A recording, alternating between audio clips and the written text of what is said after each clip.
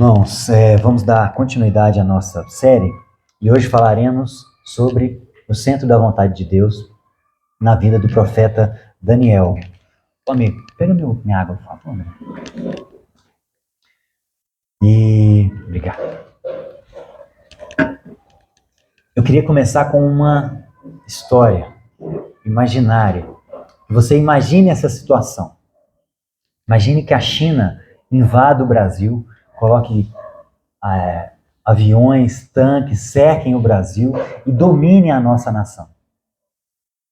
E aí você começa a ver soldados chineses na rua, o Congresso é fechado, as leis agora são as leis da China que vigoram no Brasil.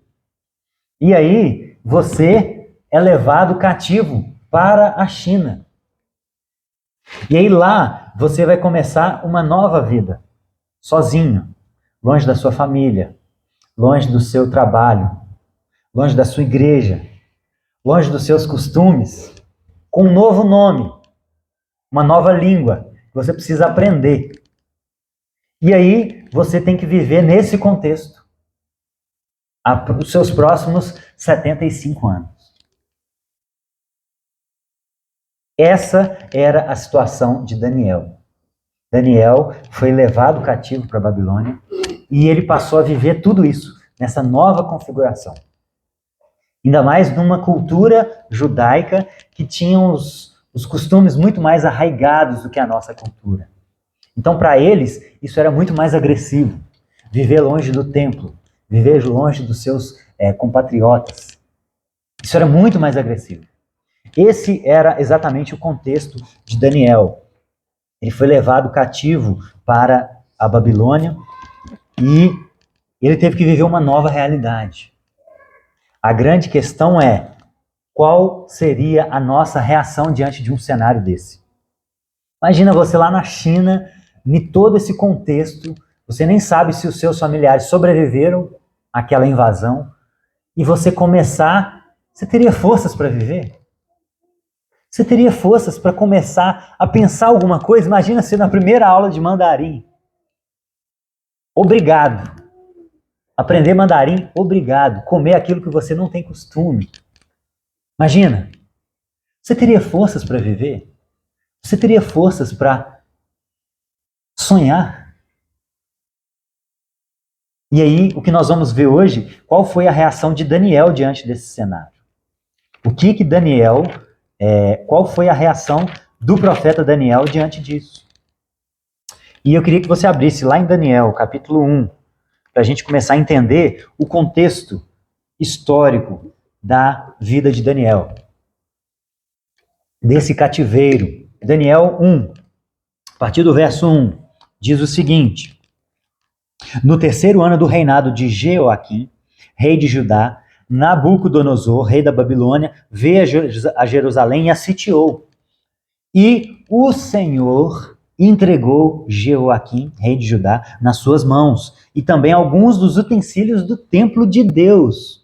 Ele levou os utensílios para o templo do seu Deus, na terra de Sinear, e os colocou na terra do tesouro do seu Deus. Depois o rei ordenou Aspenaz, o chefe dos oficiais da corte, que trouxesse alguns dos israelitas da família real e da nobreza. Jovens, sem defeito físico, de boa aparência, cultos, inteligentes, que dominassem os vários campos de conhecimento e fossem capacitados para servir no palácio do rei. Ele deveria ensinar-lhes a língua, a literatura dos babilônios. E de sua própria mesa, o rei designou-lhes uma porção diária de comida e de vinho. Eles receberiam um treinamento de 3 anos. E depois disso passariam a servir o rei. Entre esses estavam alguns que vieram de Judá: Daniel, Ananias, Misael e Azarias. O chefe dos oficiais deu-lhes novos nomes. A Daniel o nome de Belsazar, a Ananias Sedraque, a Misael Mesaque e a Azarias Abdinego. Daniel, contudo, decidiu não se tornar impuro com a comida e com o vinho do rei, e pediu ao chefe dos oficiais permissão para se abster deles. Irmãos, Esse foi o contexto do cativeiro babilônico para a vida de Daniel. A Babilônia, os babilônicos fizeram 3 investidas contra Israel, contra Judá. A primeira em 605 a.C., que é essa onde Daniel foi levado cativo. A segunda em 597, quando Ezequiel foi levado cativo. E a terceira, que culminou na destruição do templo em 586. Então foram 3 investidas. E Daniel foi na primeira leva. E Daniel, o período em que ele suportou e viveu na Babilônia, durante todo o seu ministério, ele sobreviveu a 3 reis. O primeiro, Nabucodonosor, segundo, Belsazar, o seu filho, e terceiro, já depois do domínio persa sobre a Babilônia, Dario. Então o cara viveu 75 anos nesse contexto caótico. 75 anos, longe da sua família, longe da sua cultura. E quando a gente olha o livro de Daniel com um passo atrás, o que a gente percebe? Qual que é o tema principal do livro de Daniel? A soberania de Deus, em meio a todo o caos, mas com uma esperança escatológica de libertação. Esse é o tema teológico principal do livro de Daniel. Ele começa falando que o Senhor entregou Jeoaquim nas mãos do rei da Babilônia. E Deus vai chamar Nabucodonosor, lá em Jeremias, de meu servo. Não que ele era filho, mas que ele foi um instrumento nas mãos de Deus. Ele foi a vara que Deus puniu Judá, os seus filhos, por causa da desobediência deles. Então esse é o tema básico do livro. Mas a gente percebe 3 blocos no livro de Daniel. O primeiro, ele mostra histórias de fidelidade no meio desse caos, no meio da perseguição, para incentivar a paciência do povo. Então começa com esse primeiro relato de Daniel resistindo e decidindo não se contaminar com a comida. E mostra a sua persistência e como Deus o abençoou com aquela dieta de Daniel, ele não comendo o vinho, as iguarias que eram proibidas pela lei. Então Daniel decidiu se tornar, não se contaminar. E no capítulo 3 mostra os amigos de Daniel com aquele evento da fornalha. Eles não se dobram diante da imagem de Nabucodonosor e eles são enviados para a fornalha. E aí aparece um quarto dentro da fornalha, que alguns acreditam que seja uma epifania de Jesus, do próprio Jesus. Uma aparição, né? Uma epifania é uma aparição de Deus. Um evento onde Deus se manifesta. Uma manifestação. E o último, teofania. Perdão, não é epifania. Legal. Teofania, para sermos mais precisos. E a terceira é Daniel na cova dos leões, lá no capítulo 6. Daniel decide... como é que eu... Orar, isso. É a questão da oração. Eles começam a tramar contra ele, né? Porque o único defeito de Daniel era a sua fidelidade. E aí, eles não puderam achar nenhum defeito nele, então eles tiveram que inverter a lei, colocar o que é certo como errado, e aí Daniel foi pego no que era certo. Ele não abriu mão de orar na sua janela de frente para Jerusalém, e ele é enviado para a cova dos leões. E isso para instigar o povo que estava sofrendo na Babilônia, a paciência, a perseverança, mesmo diante do caos. Esse é o primeiro bloco, histórias de fidelidade, para que o povo tenha paciência. O segundo, ele mostra a causa desse sofrimento, né? Mostra o rei Nabucodonosor, como ele vira um animal lá no capítulo 4. Por quê? Porque Deus já tinha mostrado para ele que ele era o rei e Nabucodonosor estava se exaltando, se achando demais. E aí ele vira uma fera e vai comer capim, literalmente.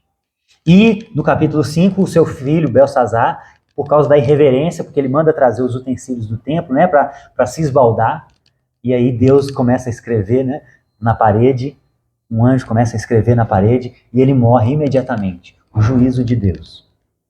Então o segundo bloco do livro de Daniel é para mostrar a causa do sofrimento, que são por causa dos reis ímpios, que desobedecem a Deus, que não servem a Deus.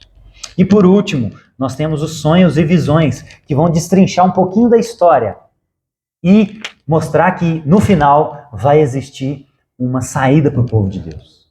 Esse é o que domina o livro de Daniel, né? Temos no capítulo 2 o evento da estátua, que Nabucodonosor sonha com aquela estátua de 4 elementos, né? Com a cabeça de ouro, o peito de prata, e o ventre de bronze e as pernas de ferro.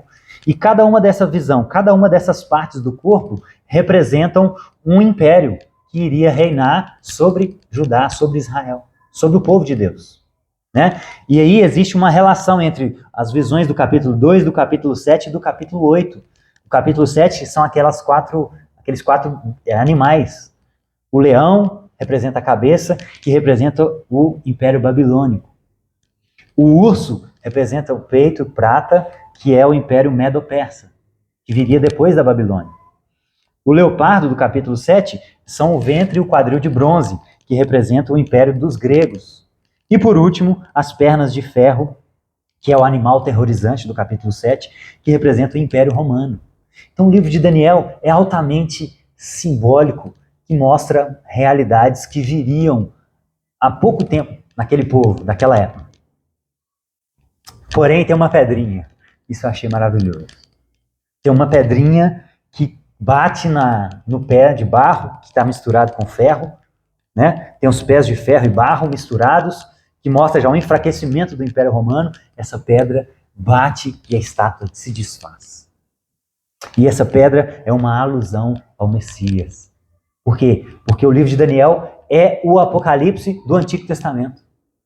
O livro de Daniel é mostrando ao povo o seguinte: olha, nós estamos sofrendo, Deus é soberano, mas vai vir alguém, vai vir o Messias que vai destruir todos esses impérios. Por quê? Porque ele põe rei, ele depõe rei, ele está sob o controle de todas as coisas.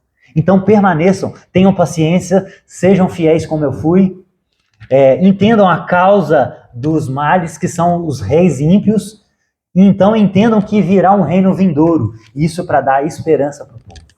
Então esse é um resumo do livro de Daniel. E aí no capítulo 9, por quê? Porque nessa época, o exílio já estava terminando. Jeremias tinha profetizado 70 anos de exílio, e Daniel já estava velho. E ele começa a ver isso e começa a orar a Deus falando: Senhor, já está acabando então traga a sua redenção. Porém aparece um anjo e mostra para ele que foi decretado 490 anos, né? São 70 semanas. Está decretado por 70 semanas. E o povo vai continuar sofrendo. Por quê? Porque eles não se arrependeram. E aí Daniel, ao ouvir essa mensagem, ele fica, no capítulo 10, ele fica 3 semanas comendo coisas que não trazem apetite e chorando.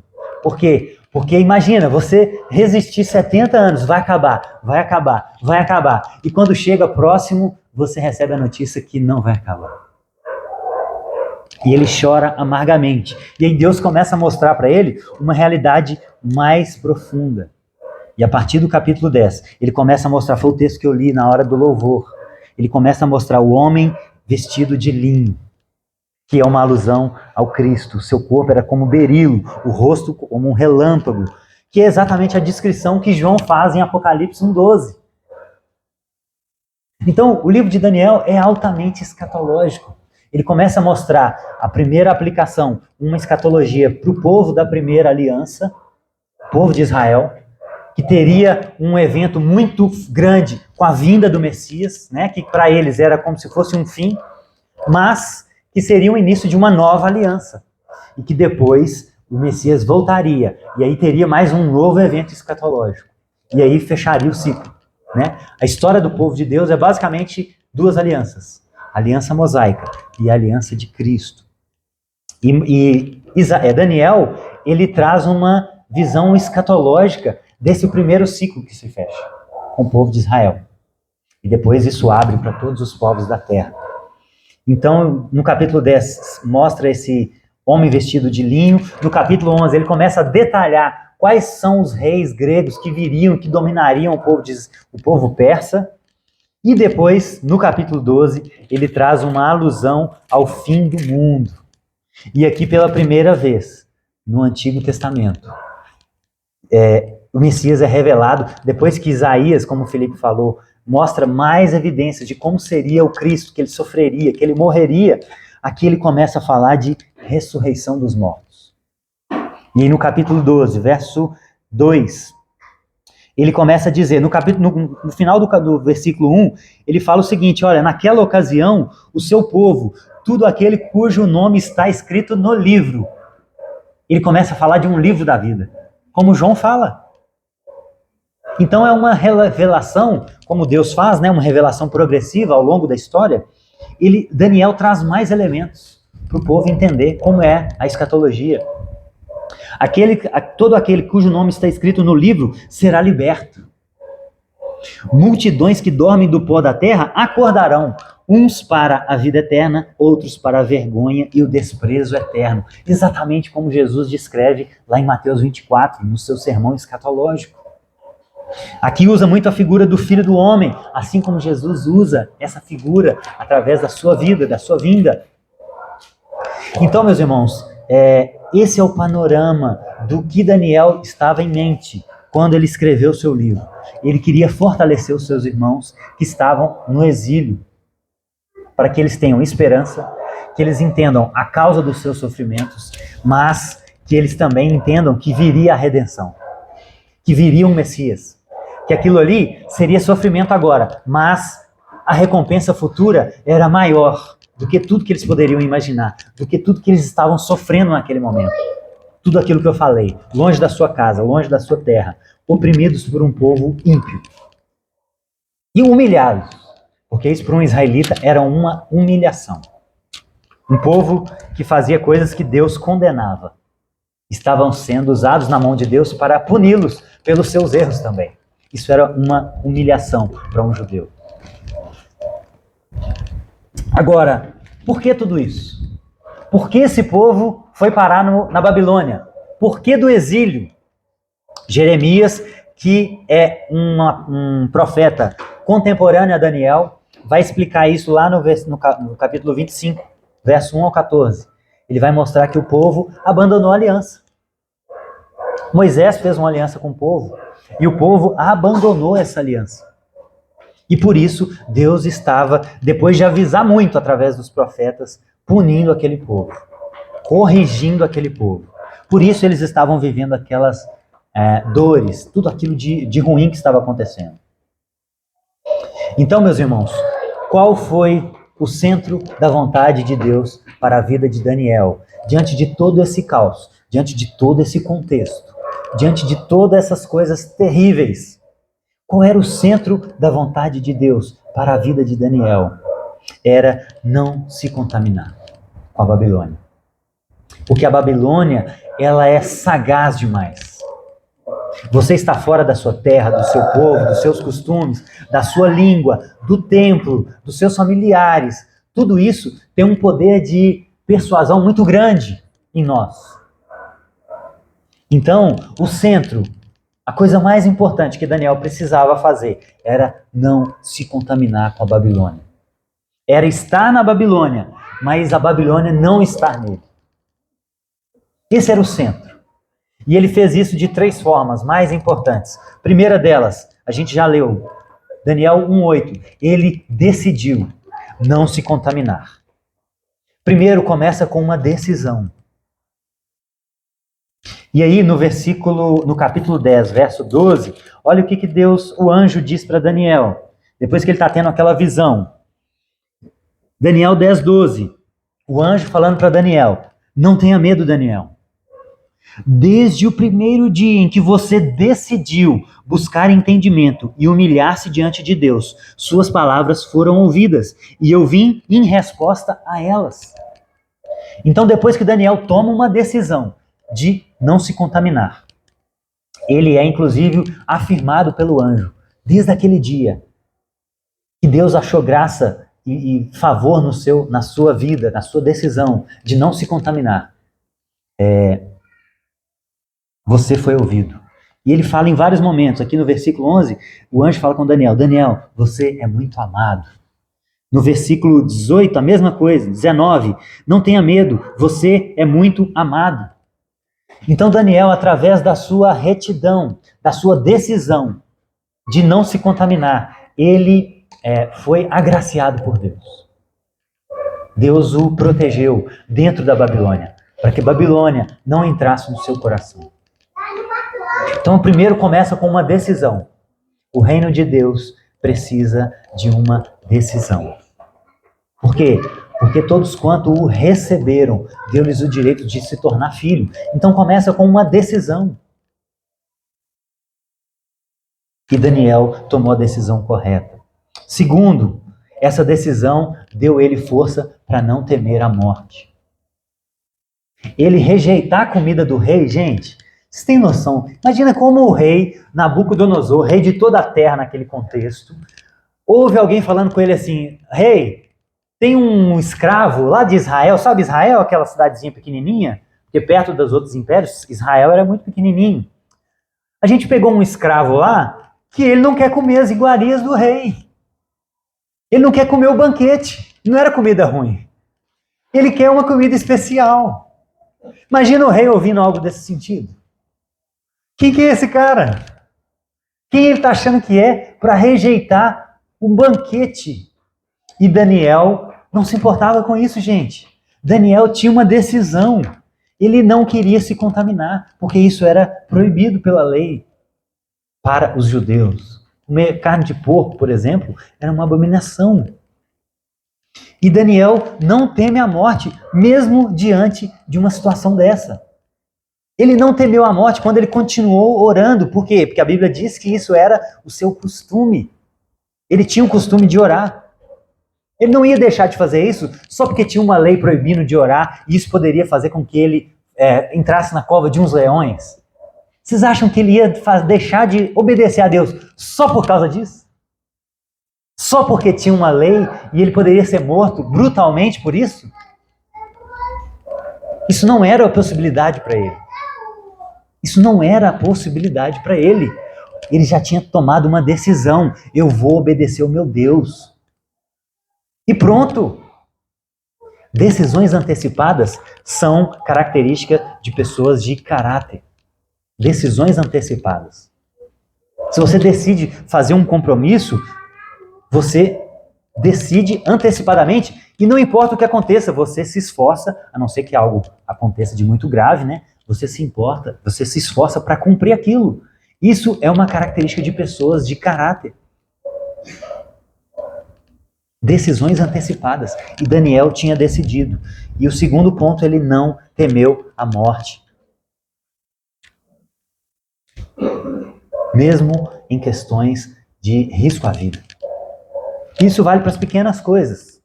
De decidir não mentir, por exemplo. Por quê? Porque a Babilônia, ela nos contamina aos poucos, gente.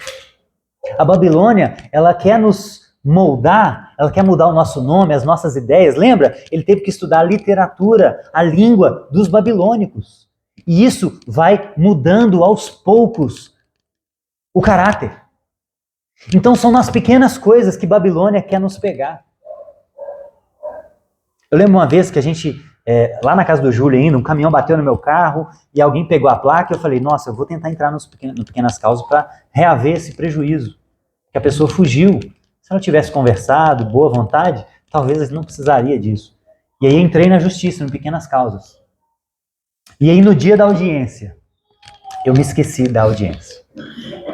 E aí eu fui correndo para lá, achando que talvez eles teriam atrasado. Cheguei uns 20, 30 minutos depois da audiência, me chamaram para uma sala para eu dar o meu nome e a moça perguntou, olha, já foi encerrada a sessão, nenhuma das partes vieram, mas você, como está aqui e você faltou, você tem que pagar as custas do processo. E ela falou assim, só que se você estiver trabalhando, a gente pode te isentar das custas do processo. E eu de fato estava trabalhando. Não dando aula, mas eu estava lá na loja, a Lídia estava trabalhando, eu estava lá trabalhando no computador, montando treino, enfim. Só que eu tinha esquecido. Essa era a verdade verdadeira. E eu poderia até dar um jeitinho brasileiro, falar, não, eu estava trabalhando sim. E o Espírito Santo, nesse 1 segundo, o Espírito Santo falou, mas você não já tomou uma decisão? Eu lembro, lá em 2007, você se entregou e falou que iria viver para mim. Então você vai abrir mão agora só porque é algo pequeno? E aí eu falei com a moça, olha, não, eu esqueci de verdade. Eu não estava trabalhando, eu esqueci. Eu até estava trabalhando, mas eu esqueci. Eu não vim porque eu esqueci. E nesse momento, gente, a juíza passando atrás de mim, a juíza olhou para a moça e falou assim, fulana, ele está falando a verdade. Então pode isentar ele das custas do processo. Eu poderia ter pago aquelas custas. Eu estava disposto a pagar. E em muitos outros casos, eu já falei a verdade, derrubei uma moto sem a pessoa ver, deixei meu telefone e paguei. Mas, aquele momento, Deus me deu a graça. Mas eu poderia ter que pagar mesmo para aprender, como eu já fiz outras vezes. Mas são nas pequenas coisas que Babilônia quer nos moldar a nossa mentalidade. E são nessas pequenas coisas que nós somos provados. Porque quem não é fiel no pouco, não é fiel no muito. Daniel não abriu mão. E por último, terceiro ponto, ele não abandonou seu povo. Daniel era justo, gente. Daniel era irrepreensível. Ele ouviu isso da boca de Deus, você é amado, Daniel. E o cara, quando vai orar no capítulo 10, ele fala, Senhor, nós pecamos. Ele se inclui. Ele ora pelos pecados dele e do povo. Ele não abandonou o seu povo. Mesmo, entre aspas, ele não sendo culpado naquele nível. Mas ele não abandonou o seu povo. E aí a gente vê muitas pessoas falando que eu não frequento igreja porque tem muitos problemas. E de fato tem. Mas você já viu um hospital sem doentes? É um raciocínio que a gente não consegue entender. Existe algum hospital só com pessoas boas? Eu acho que não. A igreja é um hospital espiritual, que é a raiz, inclusive, de muitos problemas físicos, emocionais. Então, como que nós vamos esperar uma igreja perfeita? Não existe. E se a gente encontrar, a gente não deve ir para ela, porque senão nós vamos atrapalhar. E Daniel não abandonou seu povo. E nós vivemos hoje numa era em que as pessoas se julgam superiores e não querem a igreja porque a igreja tem problema. Só que qual que é o problema dessa mentalidade? A pessoa que não vai à igreja porque a igreja tem problema, ela é tão ruim quanto aqueles que estão na igreja. Porque estamos todos diante de Deus, não existe ninguém justo. A questão é, quem está na igreja está buscando melhora.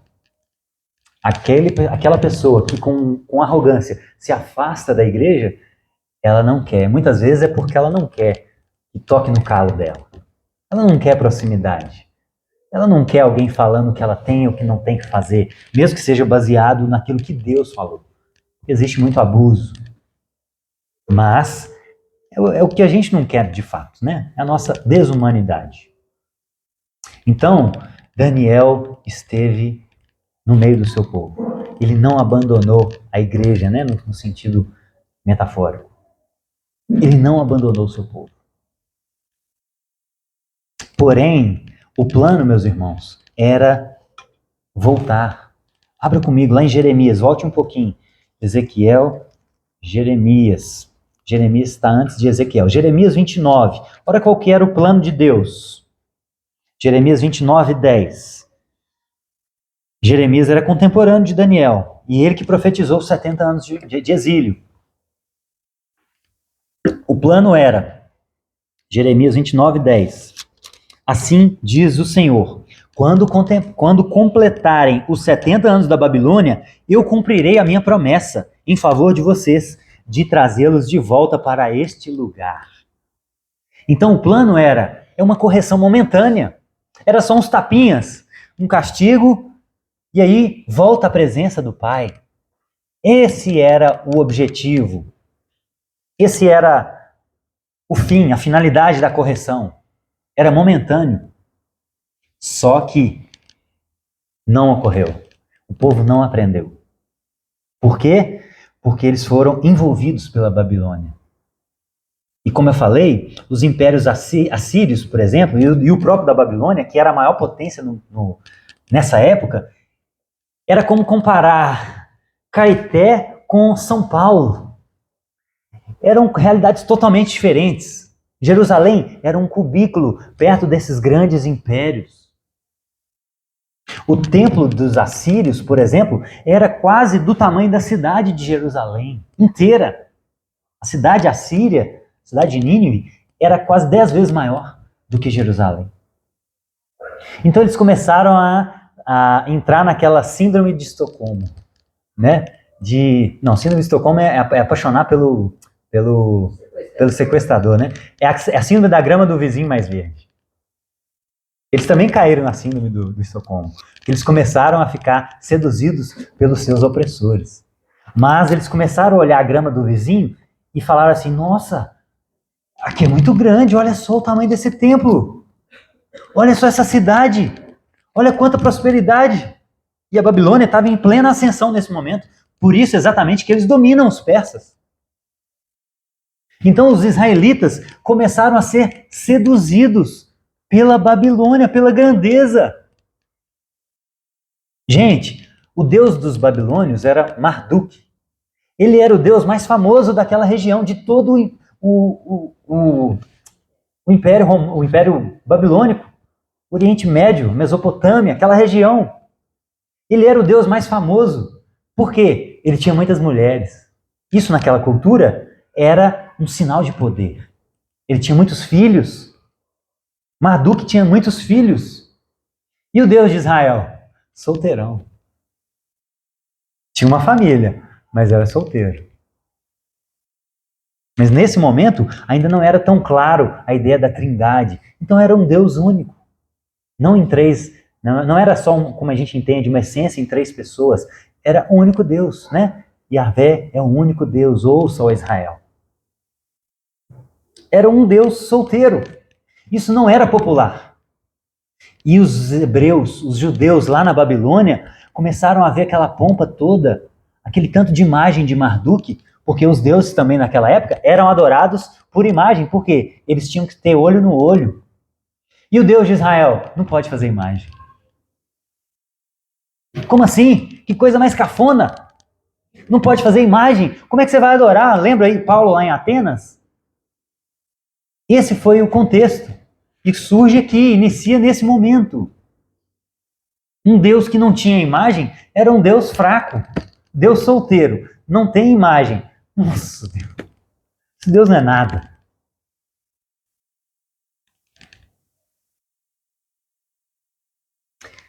Porém, a Marduk tinha uma profecia, os babilônios.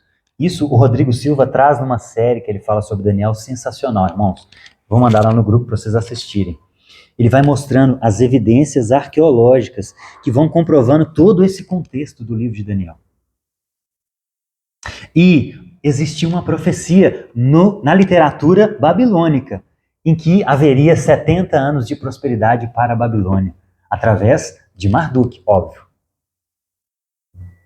Então existia essa profecia pagã na literatura babilônica. E ela de fato estava crescendo, por isso que ela subjugou os assírios.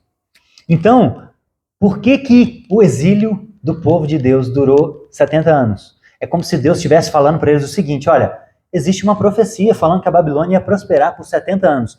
Vocês estão sendo seduzidos por Babilônia? Ah, vocês estão gostando? Ah, então vocês estão gostando de um Deus que tem muitas mulheres. Ah, vocês estão gostando do tamanho da cidade?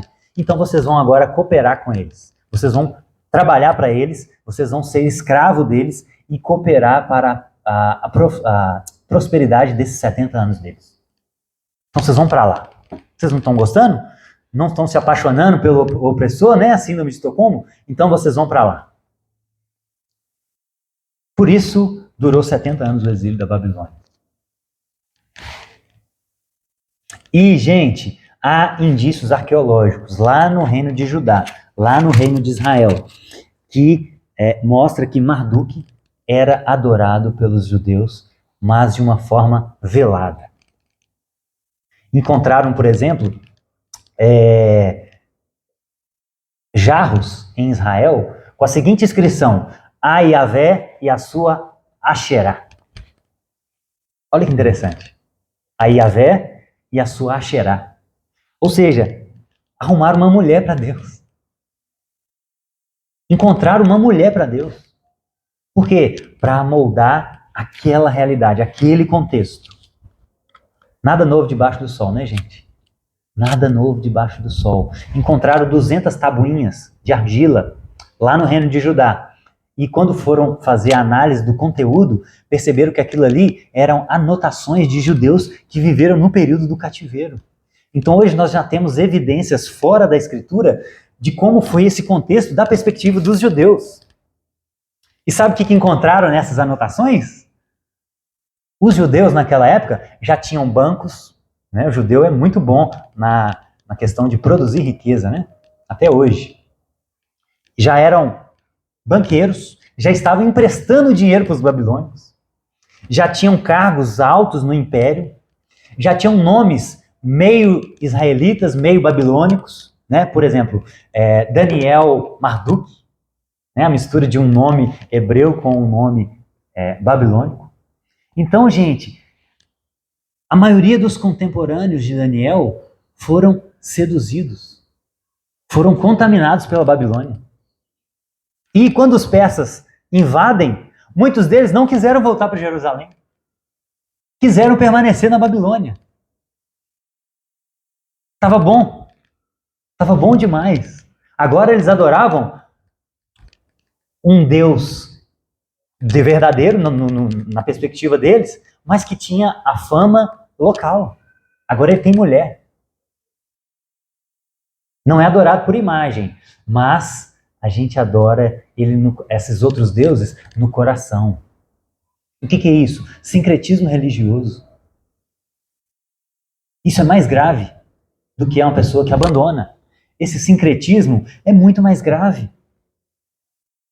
Irmãos, a Babilônia, o Egito, precisou de 400 anos para moldar a mentalidade daqueles hebreus. A Babilônia só precisou de 70. Em 70 anos, conseguiram moldar a mente, mudar os costumes, a língua de muitos judeus. O aramaico vem exatamente dessa época. O hebraico foi esquecido porque naquela região o aramaico era mais falado. Então eles começaram a se envolver a tal ponto que sincretizaram todas as coisas. Não faziam imagem, mas adoravam mais ou menos o Deus de Israel. E é isso que a Babilônia quer fazer conosco. Concluindo. É isso que a Babilônia quer fazer conosco hoje, inclusive. A Babilônia quer escravizar, ela quer mudar a nossa identidade. Mudando o nosso nome, mudando os nossos costumes, mudando as nossas ideias. É isso que a Babilônia quer fazer. E a Babilônia, depois disso, gente, esse foi um dos eventos assim que marcaram a vida dos hebreus, os judeus. A Babilônia se tornou sinônimo de tudo que é ruim. A gente vai ver isso, inclusive, lá em Apocalipse. A Babilônia caiu, a Babilônia caiu. Por quê? Porque é tudo que é ruim. E quer moldar nossa mente de uma forma muito sutil. A Babilônia é muito estratégica. Ela vai nos mudando de dentro para fora. E de pouco para o muito. É sutil.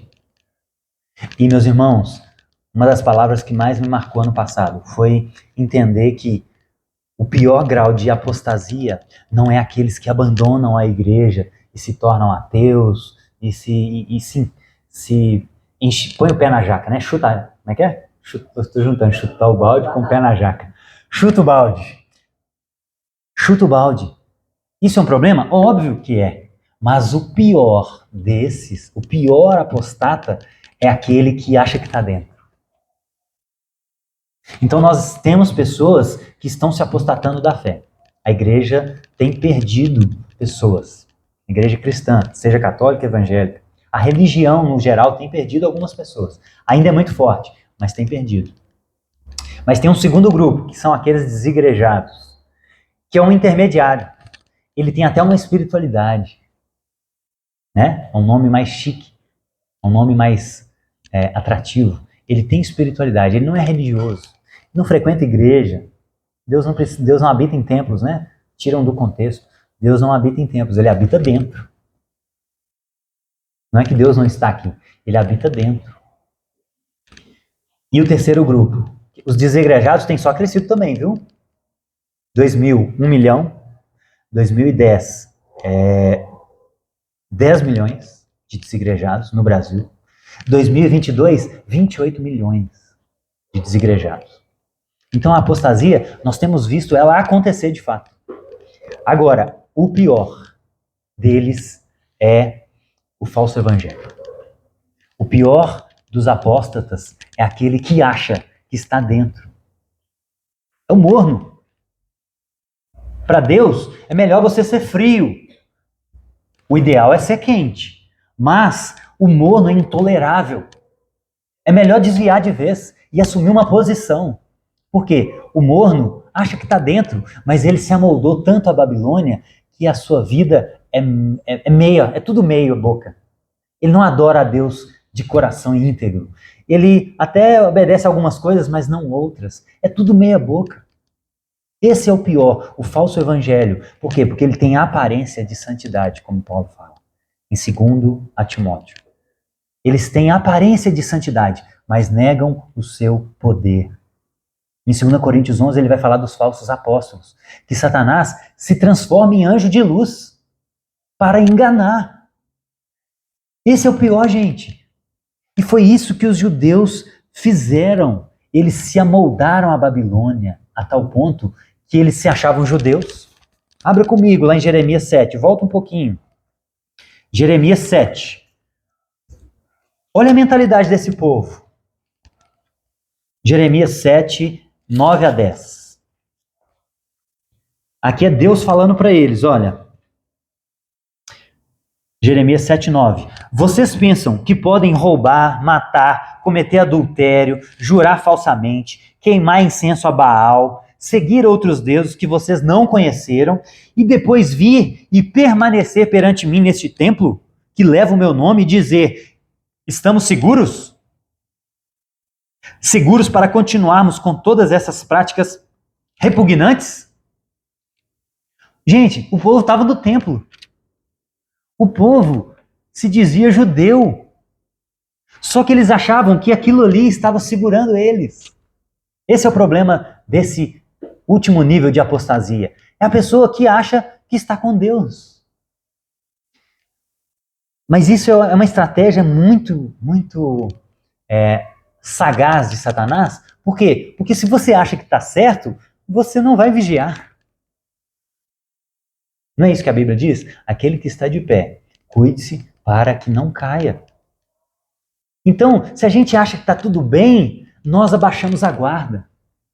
Aquele que chutou o balde, ele no fundo, se ele experimentou algo do alto, ele sabe, na verdade, mesmo se ele não tiver experimentado, porque Deus já se revela na natureza, dentro de nós, através da lei moral, através do desejo pelo eterno. O ser humano sabe. Mas o pior é aquele que acha que está dentro, mas não está inteiro. Não está inteiro. Eles confiavam na sua religiosidade. Eles confiavam no serviço do templo, nos sacrifícios. Eles achavam que isso ia livrar eles. Mas eles já tinham se misturado à Babilônia. Eles já tinham nomes misturados, já tinham costumes misturados. Eles já tinham se rendido à fama dos deuses da Babilônia. E a Babilônia precisou só de 70 anos para fazer isso com o povo de Deus. Mas existe uma boa notícia. Existe uma ótima notícia. Sempre existe o remanescente. Sempre existe aquele que decide, como Daniel, não se contaminar. E é esses que nós estamos tentando ser, gente. O remanescente fiel em meio a essa Babilônia que nós vivemos. Porque a Babilônia agora é um sinônimo de tudo que é ruim, de tudo aquilo que tenta mudar a nossa mentalidade. tenta mudar os nossos costumes, as nossas roupas, a nossa fala, estão querendo mudar a linguagem, inclusive. É isso que Babilônia quer fazer com a gente. Mas Deus sempre tem o remanescente. E é esse que Daniel foi, e é esses que nós estamos tentando ser remanescentes. Em meio a uma geração corrompida. Então eu queria que nós ceássemos hoje com isso em mente. Daniel foi o profeta que conseguiu permanecer incontaminável. Eu nomearia essa mensagem de hoje de Daniel, o incontaminável. Por quê? Porque ele permaneceu 75 anos dentro da Babilônia. Ele venceu, entre aspas, ele suportou a perseguição de 3 reis. Ele enfrentou várias provações e não se contaminou. É possível, meus irmãos, não pela nossa força, mas por aquele que nos chamou, porque ele é o nosso fundamento, como nós oramos. Então é nesse espírito que eu gostaria que nós ceássemos hoje.